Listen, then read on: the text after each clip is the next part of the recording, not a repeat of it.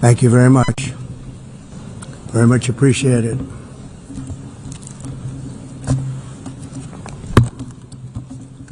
And I don't mind making this speech without a teleprompter, because the teleprompter is not working. I feel very happy to be up here with you nevertheless, and that way you speak more from the heart. I can only say that whoever's operating this teleprompter is in big trouble.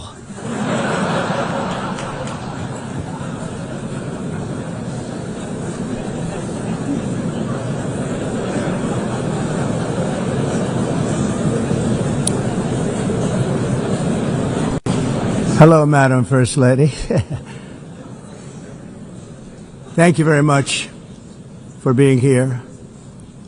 And Madam President, Mr. Secretary General, First Lady of the United States, distinguished delegates, ambassadors, and world leaders. 6 years have passed since I last stood in this grand hall and addressed a world that was prosperous and at peace in my first term. Since that day, the guns of war have shattered the peace I forged on 2 continents. An era of calm and stability gave way to one of the great crises of our time. And here in the United States, 4 years of weakness, lawlessness, and radicalism under the last administration delivered our nation into a repeated set of disasters. 1 year ago, our country was in deep trouble, but today, just 8 months into my administration, we are the hottest country anywhere in the world, and there is no other country even close. America is blessed with the strongest economy, the strongest borders, the strongest military, the strongest friendships, and the strongest spirit of any nation on the face of the earth. This is indeed the golden age of America. We are rapidly reversing the economic calamity we inherited from the previous administration, including ruinous price increases and record-setting inflation like we've never had before. Under my leadership, energy costs are down, gasoline prices are down, grocery prices are down, mortgage rates are down, and inflation has been defeated. The only thing that's up is the stock market, which just hit a record high. In fact, it hit a record high 48 times in the last short period of time. Growth is surging, manufacturing is booming. The stock market, as I said, is doing better than it's ever done. And all of you in this room benefit by that, almost everybody. And importantly, workers' wages are rising at the fastest pace in more than 60 years. And that's what it's all about, isn't it? In 4 years of President Biden, we had less than $1 trillion of new investment into the United States. In just 8 months since I took office, we have secured commitments and money already paid for $17 trillion. Think of it, 4 years, less than $1 trillion, 8 months, much more than $17 trillion is being invested in the United States, and it's now pouring in from all parts of the world. We've implemented the largest tax cuts in American history and the largest regulation cuts in American history, making this once and again the best country on earth to do business. And many of the people in this room are investing in America, and it's turned out to be an awfully good investment during this 8-month period. In my first term, I built the greatest economy in the history of the world. We had the best economy ever, history of the world. And I'm doing the same thing again, but this time it's actually much bigger and even better. The numbers far surpass my record-setting first term. On our southern border, we have successfully repelled a colossal invasion. And for the last 4 months, and that's 4 months in a row, the number of illegal aliens admitted and entering our country has been 0. Hard to believe. because if you look back just a year ago, it was millions and millions of people pouring in from all over the world, from prisons, from mental institutions, drug dealers. All over the world they came. They just poured into our country with the ridiculous open border policy of the Biden administration. Our message is very simple. If you come illegally into the United States, you're going to jail, or you're going back to where you came from, or perhaps even further than that. You know what that means. I want to thank the country of El Salvador for the successful and professional job they've done in receiving and jailing so many criminals that entered our country. And it was under the previous administration that the number became record-setting, and they're all being taken out. We have no choice. And other countries have no choice, because other countries are in the exact same situation with immigration. It's destroying your country, and you have to do something about it. On the world stage, America is respected again like it has never been respected before.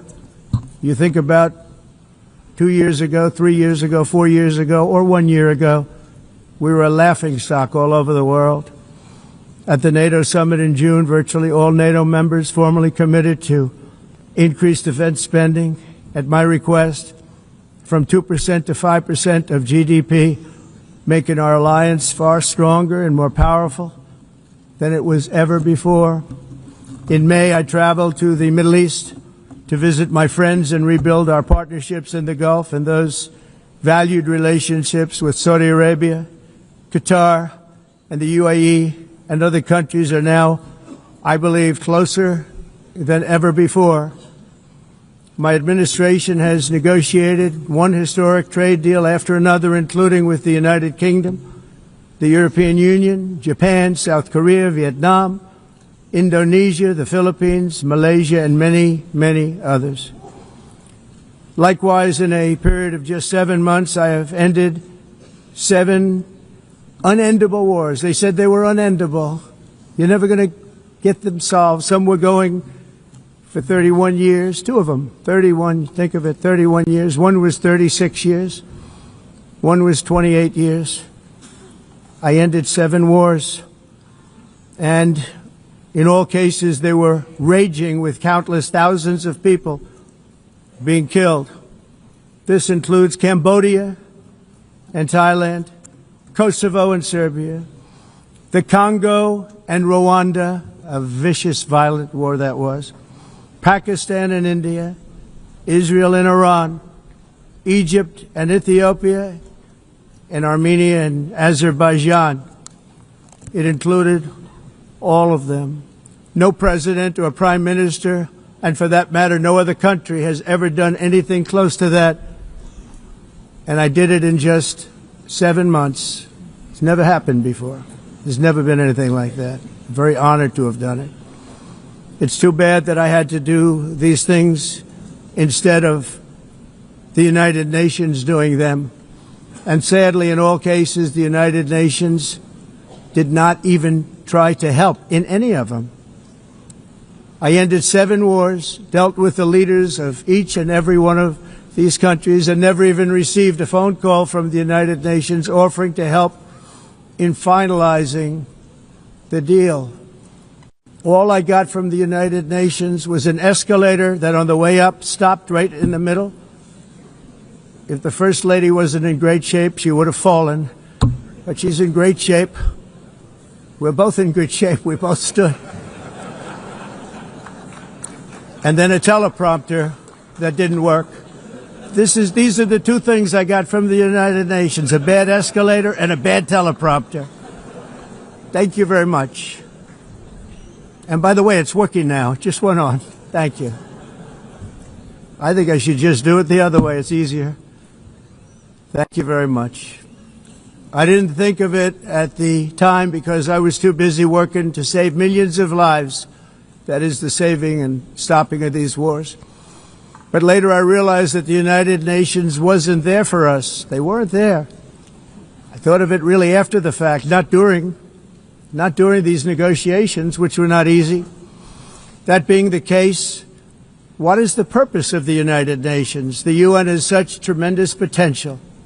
I've always said it. It has such tremendous, tremendous potential, but it's not even coming close to living up to that potential. For the most part, at least for now, all they seem to do is write a really strongly worded letter and then never follow that letter up. It's empty words, and empty words don't solve war. The only thing that solves war and wars is action. Now, after ending all of these wars and also earlier negotiating the Abraham Accords, which is a very big thing for which our country received no credit, never receives credit. Everyone says that I should get the Nobel Peace Prize for each one of these achievements. But for me, the real prize will be the sons and daughters who live to grow up with their mothers and fathers, because millions of people are no longer being killed in endless and unglorious wars. What I care about is not winning prizes, it's saving lives. We saved millions and millions of lives with the 7 wars. And we have others that we're working on, and you know that. Many years ago, a very successful real estate developer in New York, known as Donald J. Trump, I bid on the renovation and rebuilding of this very United Nations complex. I remember it so well. I said at the time that I would do it for $500 million, rebuilding everything. It would be beautiful. I used to talk about, I'm going to give you marble floors. They're going to give you terrazzo. I'm going to give you the best of everything. You're going to have mahogany walls. They're going to give you plastic. But they decided to go in another direction, which was much more expensive at the time, and which actually produced a far inferior product. And I realized that they did not know what they were doing when it came to construction, and that their building concepts were so wrong, and the product that they were proposing to build was so bad and so costly. It was going to cost them a fortune. And I said, and wait till you see the overruns. Well, I turned out to be right. They had massive cost overruns and spent between $2 and $4 billion on the building and did not even get the marble floors that I promised them. You walk on terrazzo. Do you notice that? As far as I'm concerned, frankly, looking at the building and getting stuck on the escalator, they still haven't finished the job. They still haven't finished. That was years ago. The project was so corrupt that Congress actually asked me to testify before them on the tremendous waste of money, because it turned out that they had no idea what it was, but they knew it was anywhere between $2 and $4 billion as opposed to $500 million with a guarantee.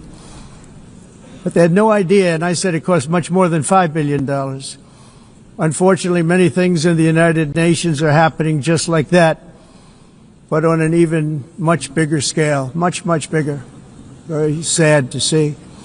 Whether the UN can manage to play a productive role, I've come here today to offer the hand of American leadership and friendship to any nation in this assembly that is willing to join us in forging a safer, more prosperous world. And it's a world that we'll be much happier with. A dramatically better future is within our reach. But to get there, we must reject the failed approaches of the past and work together to confront some of the greatest threats in history. There is no more serious danger to our planet today than the most powerful and destructive weapons ever devised by man, of which the United States, as you know, has many. Just as I did in my first term, I've made containing these threats a top priority, starting with the nation of Iran. My position is very simple. The world's #1 sponsor of terror can never be allowed to possess the most dangerous weapon. That's why shortly after taking office, I sent the so-called Supreme Leader a letter making a generous offer. I extended a pledge of full cooperation in exchange for a suspension of Iran's nuclear program. The regime's answer was to continue their constant threats to their neighbors and U.S. interests throughout the region, and some great countries that are right nearby. Today, many of Iran's former military commanders, in fact, I can say almost all of them, are no longer with us. They're dead. And 3 months ago, in Operation Midnight Hammer, 7 American B-2 bombers dropped the 14 30,000-pound each bombs on Iran's key nuclear facilities, totally obliterating everything. No other country on earth could have done what we did. No other country has the equipment to do what we did. We have the greatest weapons on earth. We hate to use them. But we did something that for 22 years people wanted to do. With Iran's nuclear enrichment capacity demolished, I immediately brokered an end to the 12-day war, as it's called, between Israel and Iran, with both sides agreeing to fight no longer. As everyone knows, I have also been deeply engaged in seeking a ceasefire in Gaza. Have to get that done. Have to get it done.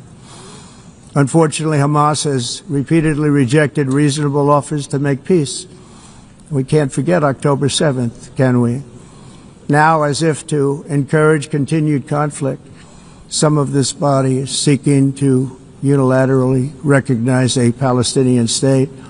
The rewards would be too great for Hamas terrorists for their atrocities. This would be a reward for these horrible atrocities, including October 7th, even while they refuse to release the hostages or accept a ceasefire.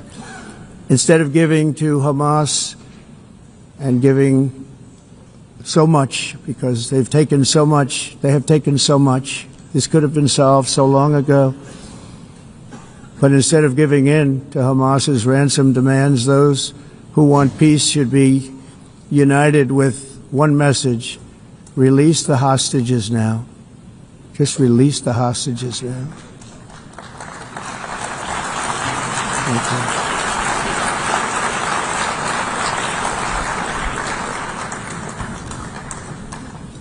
Thank you.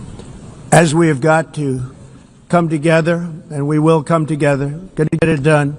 We have to stop the war in Gaza immediately. We have to stop it. We have to get it done. We have to negotiate.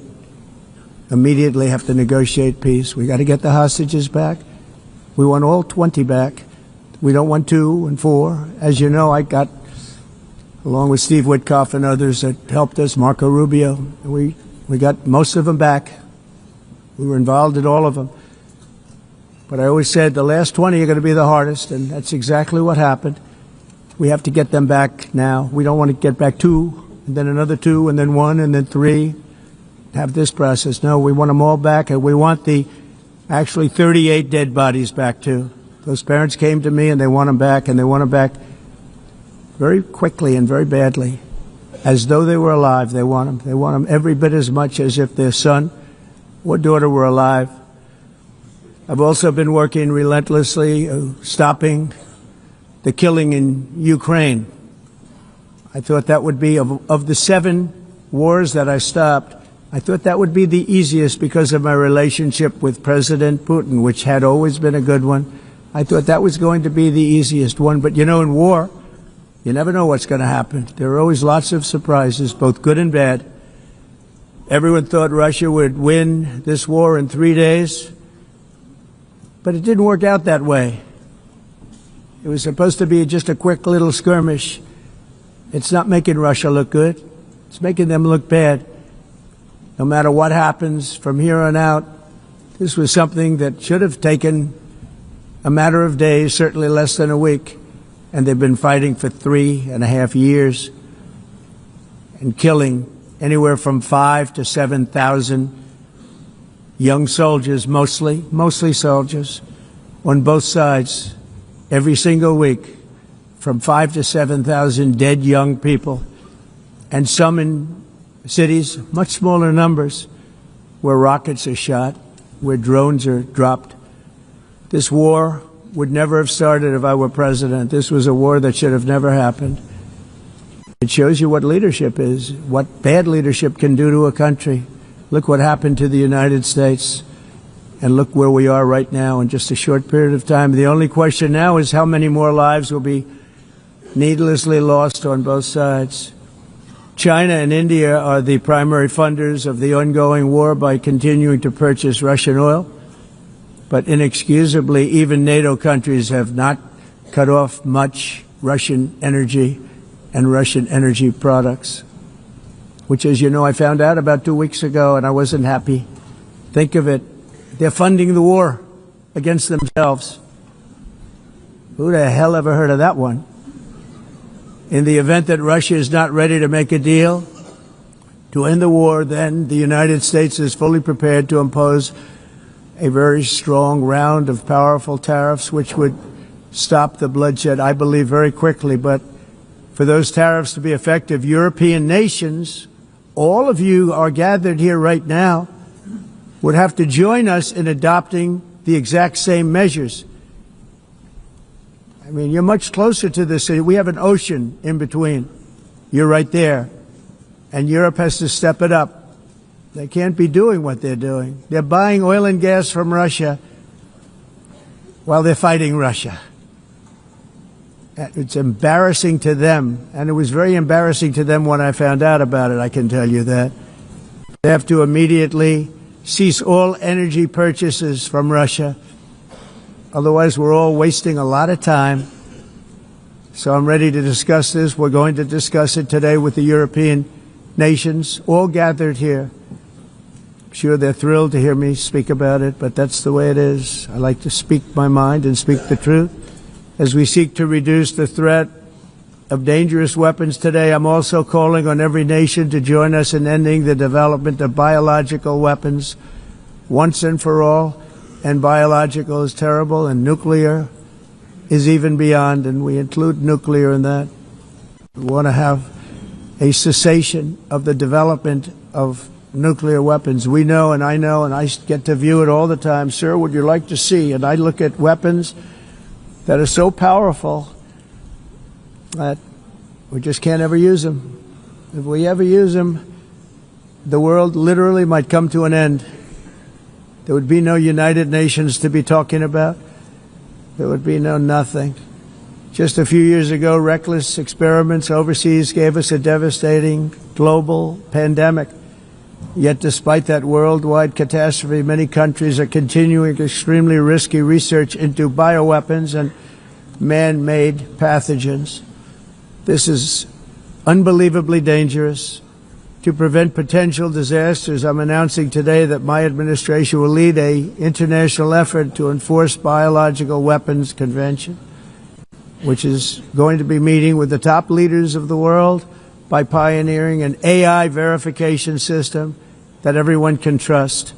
Hopefully the UN can play a constructive role, and it will also be one of the early projects under AI. Let's see how good it is, because a lot of people are saying it could be one of the great things ever, but it also can be dangerous, but it can be put to tremendous use and tremendous good, and this would be an example of that.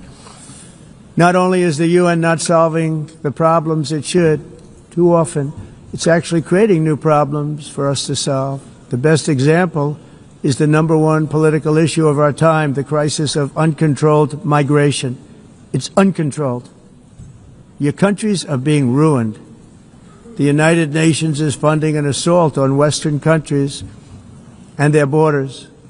In 2024, the UN budgeted $372 million in cash assistance to support an estimated 624,000 migrants journeying into the United States. Think of that. The UN is supporting people that are illegally coming into the United States, and then we have to get them out. The UN also provided food, shelter, transportation, and debit cards to illegal aliens. Can you believe that? On the way to infiltrate our southern border. Millions of people came through that southern border. Just a year ago, millions and millions of people were pouring in, 25 million altogether over the 4 years of the incompetent Biden administration. And now we have it stopped, totally stopped. In fact, they're not even coming anymore because they know they can't get through. But what took place is totally unacceptable. The UN is supposed to stop invasions, not create them and not finance them. In the United States, we reject the idea that mass numbers of people from foreign lands can be permitted to travel halfway around the world, trample our borders, violate our sovereignty, cause unmitigated crime, and deplete our social safety net. We have reasserted that America belongs to the American people, and I encourage all countries to take their own stand in defense of their citizens as well. You have to do that because I see it. I'm not mentioning names. I see it, and I can call every single one of them out. You're destroying your countries. They're being destroyed. Europe is in serious trouble. They've been invaded by a force of illegal aliens like nobody's ever seen before. Illegal aliens are pouring into Europe. Nobody is ever, and nobody's doing anything to change it, to get them out. It's not sustainable. And because they choose to be politically correct, they're doing just absolutely nothing about it. And I have to say, I look at London where you have a terrible mayor, terrible mayor. And it's been so changed, so changed. Now they want to go to Sharia law. But you're in a different country. You can't do that. Both the immigration and their suicidal energy ideas will be the death of Western Europe if something is not done immediately. This cannot be sustained. What makes the world so beautiful is that each country is unique. But to stay this way, every sovereign nation must have the right to control their own borders. You have the right to control your borders, as we do now, and to limit the sheer numbers of migrants entering their countries and paid for by the people of that nation that were there and that built that particular nation at the time. They put their blood, sweat, tears, money into that country, and now they're being ruined. Proud nations must be allowed to protect their communities and prevent their societies from being overwhelmed by people they have never seen before, with different customs, religions, with different everything. Where migrants have violated laws, lodged false asylum claims, or claimed refugee status for illegitimate reasons, they should, in many cases, be immediately sent home. And while we will always have a big heart for places and people that are struggling and truly compassionate, answers will be given. We have to solve the problem, and we have to solve it in their countries, not create new problems in our countries. And we are very helpful to a lot of countries that are just not able to send their people anymore. They used to send them to us in caravans of 25,000, 30,000 people each. These massive caravans of people pouring into our country, totally unchecked and unvetted. But not anymore. According to the Council of Europe, in 2024, almost 50% of inmates in German prisons were foreign nationals or migrants. In Austria, the number was 53% of the people in prisons were from places that weren't from where they are now. In Greece, the number was 54%, and in Switzerland, beautiful Switzerland, 72% of the people in prisons are from outside of Switzerland. When your prisons are filled with so-called asylum seekers who repaid kindness, and that's what they did, they repaid kindness with crime, it's time to end the failed experiment of open borders. You have to end it now. See, I can tell you. I'm really good at this stuff. Your countries are going to hell. In America, we've taken bold action to swiftly shut down uncontrolled migration. Once we started detaining and deporting everyone who crossed the border and removing illegal aliens from the United States, they simply stopped coming. They're not coming anymore. We're getting a lot of credit, but they're not coming anymore. This was a humanitarian act for all involved, because on the trips up, thousands of people a week were dying. Women were being raped. Nobody's ever seen anything like it. Raped, horribly beaten, raped. On the trip up, the journey up, it was a long walk. It was a long, arduous journey, indeed. And it was also a historic victory against human trafficking throughout the region. What we did was a victory, and we saved so many lives of people that wouldn't make the journey. That journey was loaded up with death. loaded up with death.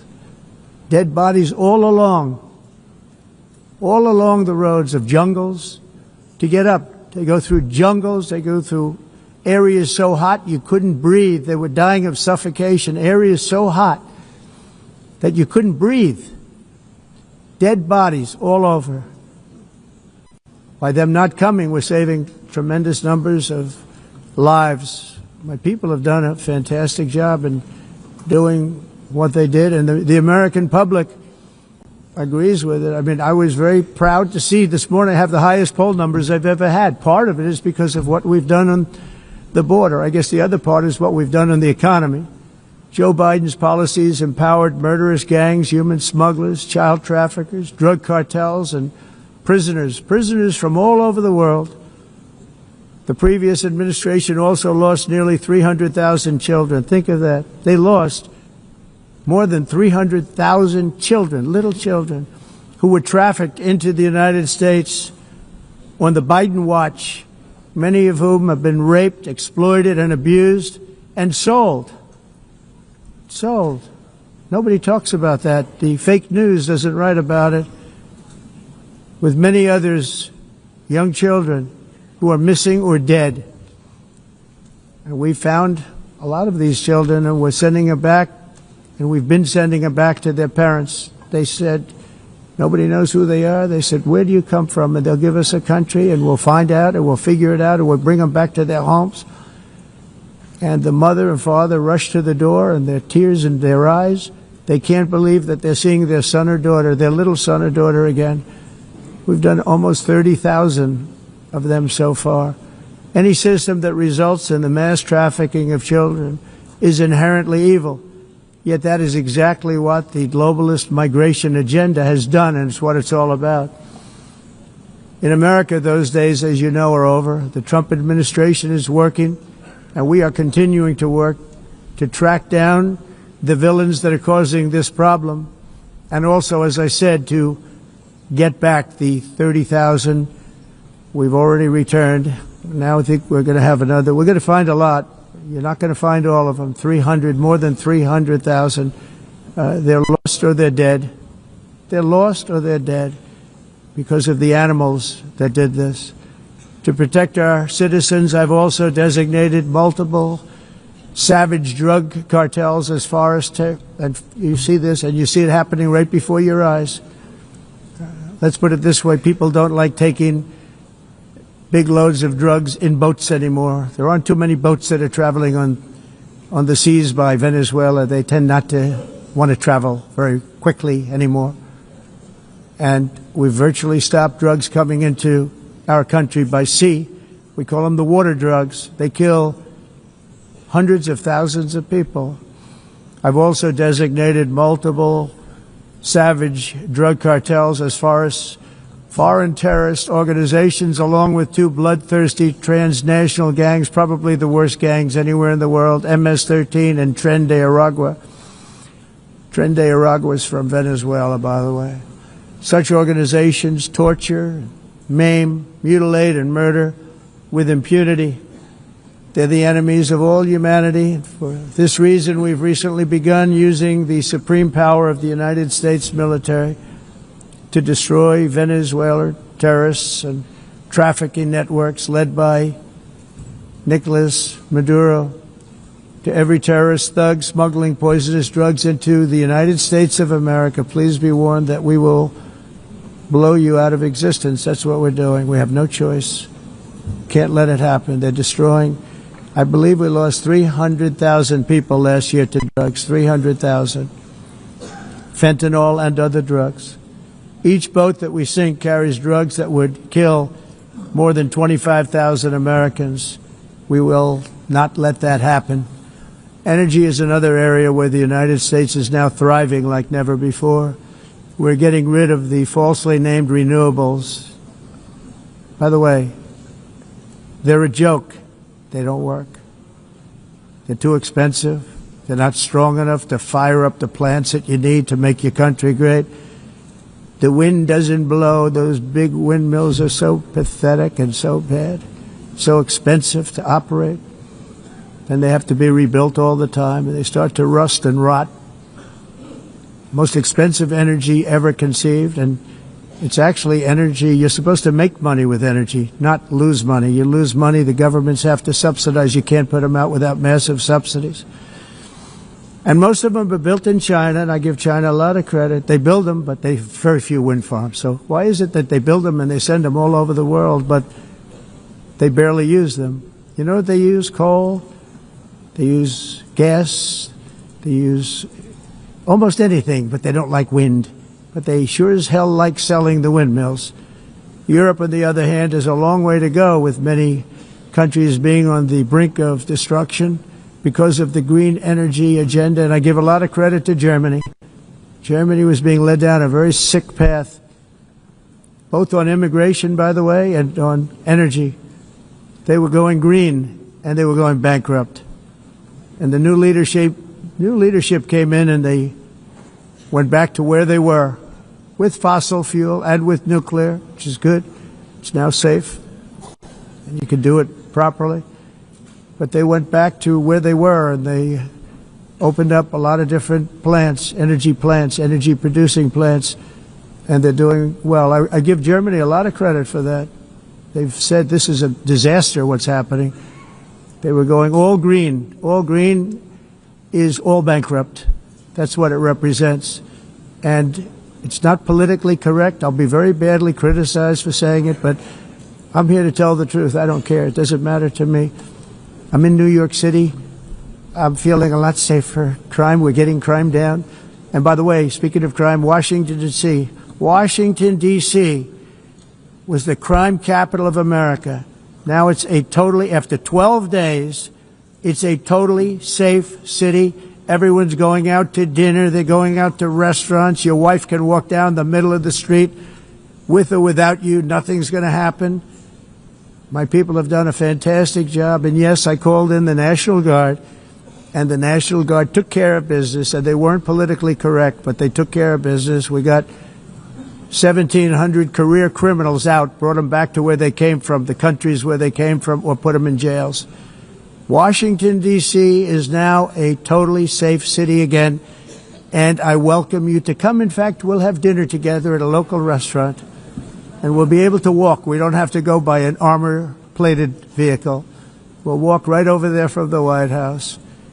They've given up their powerful edge, a lot of the countries that we're talking about, in oil and gas, such as essentially closing the great North Sea oil. Oh, the North Sea, I know it so well. Aberdeen was the oil capital of Europe, and there's tremendous oil that hasn't been found in the North Sea. Tremendous oil. And I was with the Prime Minister I respect and like a lot, and I said, you're sitting with the greatest asset. They essentially closed it by making it so highly taxed that no developer, no oil company can go there. They have tremendous oil left, and more importantly, they have tremendous oil that hasn't even been found yet. And what a tremendous asset for the United Kingdom. And I hope the Prime Minister is listening, because I told it to him 3 days in a row. That's all he heard. North Sea oil, North Sea, because I want to see them do well. I want to stop seeing them ruining that beautiful Scottish and English countryside with windmills and massive solar panels that go 7 miles by 7 miles, taking away farmland. But we're not letting this happen in America. In 1982, the executive director of the United Nations Environmental Program predicted that by the year 2000, climate change would cause a global catastrophe. He said that it will be irreversible, as any nuclear holocaust would be. This is what they said at the United Nations. What happened? Here we are. Another UN official stated in 1989 that within a decade, entire nations could be wiped off the map by global warming. Not happening. You know, it used to be global cooling. If you look back years ago in the 1920s and the 1930s, they said global cooling will kill the world. We have to do something. Then they said global warming will kill the world. But then it started getting cooler, so now they could just call it climate change, because that way they can't miss. It's climate change. Because if it goes higher or lower, whatever the hell happens, there's climate change. It's the greatest con job ever perpetrated on the world, in my opinion.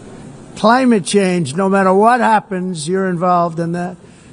No more global warming, no more global cooling. All of these predictions made by the United Nations and many others, often for bad reasons, were wrong. They were made by stupid people that have cost their countries fortunes and given those same countries no chance for success. If you don't get away from this green scam, your country is going to fail. And I'm really good at predicting things, you know. They actually said during the campaign they had a hat, the best-selling hat. Trump was right about everything. And I don't say that in a braggadocious way, but it's true. I've been right about everything. And I'm telling you that if you don't get away from the green energy scam, your country is going to fail.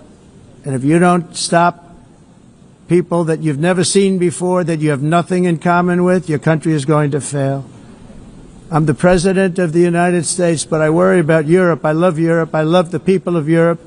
And I hate to see it being devastated by energy and immigration. This double-tailed monster destroys everything in its wake, and they cannot let that happen any longer. You're doing it because you want to be nice. You want to be politically correct, and you're destroying your heritage. They must take control strongly and immediately of the unmitigated immigration disaster and the fake energy catastrophe before it's too late. The carbon footprint is a hoax made up by people with evil intentions, and they're heading down a path of total destruction. You know, the carbon footprint, it was a big, big thing a few years ago. I remember hearing about the carbon footprint, and then President Obama would get into Air Force One, a massive Boeing 747, and not a new one, an old one with old engines that spew everything into the atmosphere. He'd talk about the carbon footprint, we must do so. Then he'd get in and he'd fly from Washington to Hawaii to play a round of golf. And then he'd get back onto that big, beautiful plane and he'd fly back and he'd talk about, again, global warming and the carbon footprint. It's a con job. At extreme cost and expense, Europe reduced its own carbon footprint by 37%. Think of that. Congratulations, Europe. Great job. You cost yourself a lot of jobs, a lot of factories closed, but you reduced the carbon footprint by 37%. However, for all of that sacrifice and much more, it's been totally wiped out and then some by a global increase of 54%. Much of it coming from China and other countries that are thriving around China, which now produces more CO2 than all the other developed nations in the world. So all of these countries are working so hard on the carbon footprint, which is nonsense, by the way. It's nonsense. You know, it's interesting. In the United States, we have still radicalized environmentalists, and they want the factories to stop. Everything should stop. No more cows. We don't want cows anymore. I guess they want to kill all the cows. They want to do things that are just unbelievable, and you have it too. But, you know, we have a border, strong, and we have a shape, and that shape doesn't just go straight up. That shape is amorphous when it comes to the atmosphere. And if we had the most clean air, and I think we do, we have very clean air. We have the cleanest air we've had in many, many years. But the problem is that other countries, like China, which has air that's a little bit rough, it blows. And no matter what you're doing down here, the air up here tends to get very dirty because it comes in from other countries where their air isn't so clean. And the environmentalists refuse to acknowledge that. Same thing with garbage. In Asia, they dump much of their garbage right into the ocean. And over about a 1 week and 2 week journey, it flows right past Los Angeles. You've seen it. Massive amounts of garbage, almost too much to do anything about, flowing past Los Angeles, past San Francisco. And then somebody will get in trouble because he dropped a cigarette on the beach. The whole thing is crazy. The primary effect of these brutal green energy policies has not been to help the environment, but to redistribute manufacturing and industrial activity from developed countries that follow the insane rules that are put down to polluting countries that break the rules and are making a fortune. They're making a fortune. European electricity bills are now 4 to 5 times more expensive than those in China and 2 to 3 times higher than the United States. And our bills are coming way down. You probably see that our gasoline prices are way down. You know, we have an expression, drill, baby, drill, and that's what we're doing. We're going to be much lower in a year from now. But they've come way down over the last year. As a result, every air conditioner is like very uncommon to see one in some of these countries because the electric costs are so high. So while the U.S. has approximately 1,300 heat-related deaths annually, that's a lot, Europe loses more than 175,000 people to heat deaths each year because the costs are so expensive you can't turn on an air conditioner. What is that all about? That's not Europe. That's not the Europe that I love and know. All in the name of pretending to stop the global warming hoax. The entire globalist concept of asking successful industrialized nations to inflict pain on themselves and radically disrupt their entire societies must be rejected completely and totally, and it must be immediate. That's why in America I withdrew from the fake Paris Climate Accord, where, by the way, America was paying so much more than every country. Others weren't paying. China didn't have to pay until 2030. Russia was given an old standard that was easy to meet, a 1990 standard. But for the United States, we're supposed to pay like $1 trillion. And I said, this is another scam. The fact is, the United States has been taken advantage of by the world for many, many years, but not any longer, as you probably noticed. I unleashed massive energy production and signed historic executive orders to hunt for oil, but we don't have to do much hunting because we have the most oil of any nation anywhere, oil and gas in the world. And if you add coal, we have the most of any nation in the world. Clean, I call it clean, beautiful coal. You can do things today with coal that you couldn't have done 10 years ago, 15 years. So I have a little standing order in the White House. Never use the word coal, only use the words clean, beautiful coal. Sounds much better, doesn't it? But we stand ready to provide any country with abundant, affordable energy supplies if you need them, when most of you do. We're proudly exporting energy all over the world. We're now the largest exporter. In the United States, we want trade and robust commerce with all nations, everybody. We want to help nations. We're going to help nations. But it must also be fair and reciprocal. The challenge with trade is much the same with climate. The countries that followed the rules, all their factories have been plundered. It's really sad to watch. They've been broken. They've been broken by countries that broke the rules. That's why the United States is now applying tariffs to other countries, and much as these tariffs were for many years applied to us, uncontrollably applied to us. We've used tariffs as a defense mechanism under the Trump administration, including my first term, where hundreds of billions of dollars in tariffs were taken in. And by the way, we had the lowest inflation, and now we have very low inflation. The only thing different is that we have hundreds of billions of dollars flowing into our country.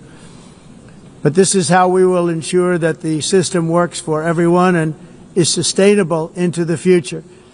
We're also using tariffs to defend our sovereignty and security throughout the world, including against nations that have taken advantage of former U.S. administrations for decades, including the most corrupt, incompetent administration in history, the sleepy Joe Biden administration. Brazil now faces major tariffs in response to its unprecedented efforts to interfere in the rights and freedoms of our American citizens and others, with censorship, repression, weaponization, judicial corruption, and targeting of political critics in the United States. I have a little problem saying this because I must tell you, I was walking in and the leader of Brazil was walking out. We saw him and I saw him, he saw me, and we embraced. And then I'm saying, can you believe I'm going to be saying this in just 2 minutes? We actually agreed that we would meet next week. We didn't have much time to talk, like about 20 seconds. They were in retrospect, I'm glad I waited because this thing didn't work out too well. But we did talk. We had a good talk, and we agreed to meet next week, if that's of interest. But he seemed like a very nice man, actually. He liked me, I liked him.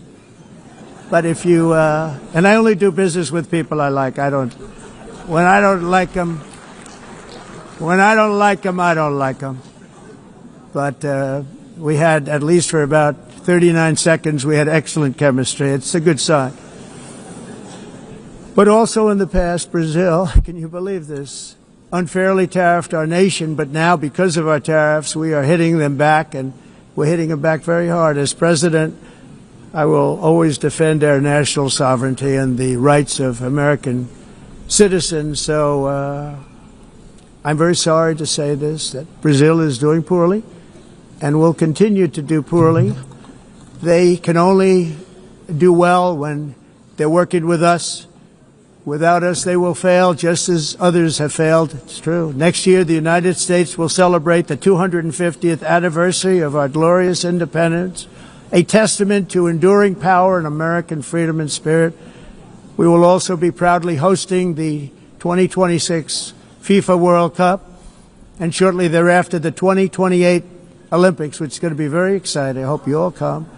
I hope that countless people from all over the globe will take part of these will be great celebrations of liberty and human achievement, and that together we all can rejoice in the miracles of history that began in July 4th, 1776, when we founded the light to all nations. And it's something really that an amazing thing came out of that date. It's called the United States of America. In honor of this momentous anniversary, I hope that all countries who find inspiration in our example will join us in renewing our commitment, values, and those values really that we hold so dear. Together, let us defend free speech and free expression. Let us protect religious liberty, including for the most persecuted religion on the planet today. It's called Christianity. And let us safeguard our sovereignty and cherish qualities that have made each of our nations so special, incredible, and extraordinary. In closing, I just want to repeat that immigration and the high cost of so-called green renewable energy is destroying a large part of the free world and a large part of our planet. Countries that cherish freedom are fading fast because of their policies on these two subjects. You need strong borders and traditional energy sources if you are going to be great again. Whether you have come from north or south, east or west, near or far, every leader in this beautiful hall today represents a rich culture, a noble history, and a proud heritage that makes each nation majestic and unique, unlike anything else in human history or any other place on the face of the earth. From London to Lima, from Rome to Athens, from Paris to Seoul, from Cairo to Tokyo and Amsterdam to right here in New York City, we stand on the shoulders of the leaders and legends, generals and giants, heroes and titans who won and built our beloved nations, all of our nations, with their own courage, strength, spirit, and skill. Our ancestors climbed mountains, conquered oceans, crossed deserts, and trekked over wide open plains. They charged into thunderous battles, plunged into grave dangers, and they were soldiers and farmers and workers and warriors and explorers and patriots. They built towns into cities, tribes into kingdoms, ideas into industries, and small islands into mighty empires. You're a part of all of that. They were champions for their people who never gave up and who never, ever gave in. Their values defined our national identities. Their visions forged our magnificent destiny. Everybody in this room is a part of it in your own way. Each of us inherits the deeds and the myths the triumphs, the legacies of our own heroes and founders who so bravely showed us the way. Our ancestors gave everything for homelands that they defended with pride, with sweat, with blood, with life, and with death. Now the righteous task of protecting the nations that they built belongs to each and every one of us. So together let us uphold our sacred duty to our people and to our citizens. Let us protect their borders, ensure their safety, preserve their cultures, treasure, and traditions, and fight for their precious dreams and their cherished freedoms. And in friendship and really a beautiful vision, let us all work together to build a bright, beautiful planet, a planet that we all share, a planet of peace and a world that is richer, better, and more beautiful than ever before. That can happen. It will happen. It will happen, and I hope it can happen and start right now, right at this moment. We'll turn it around. We're going to make our countries better, safer, more beautiful. We're going to take care of our people. Thank you very much. It's been an honor. God bless the nations of the world. Thank you very much. Bye.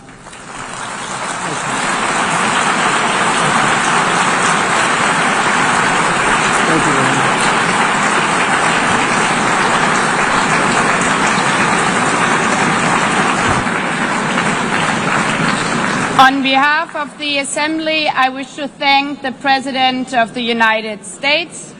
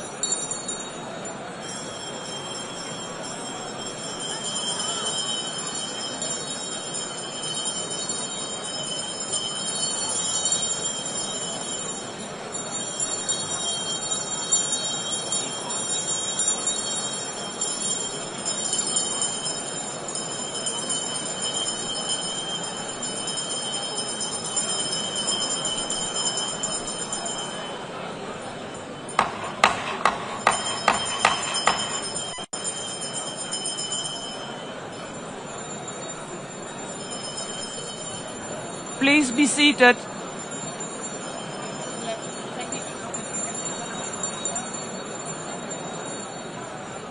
Please be seated.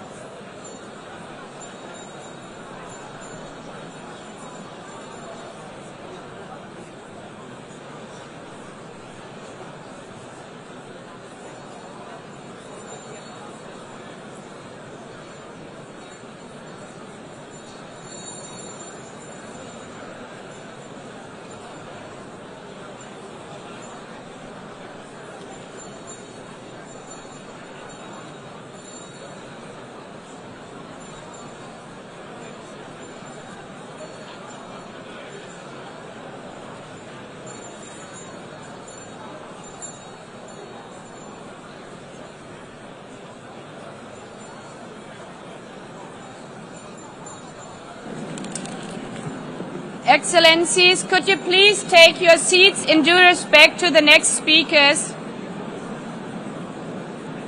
The second row, could you please take your seat right now?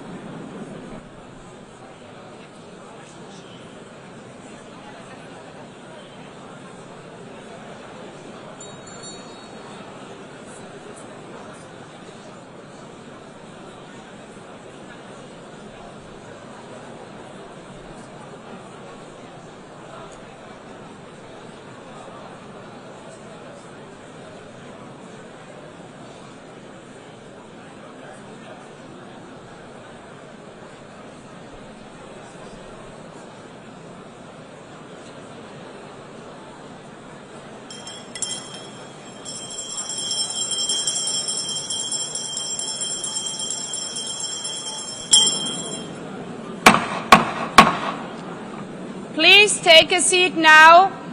With due respect to the next speakers, I would kindly ask you, gentlemen in the left row, please take your seats. We will continue.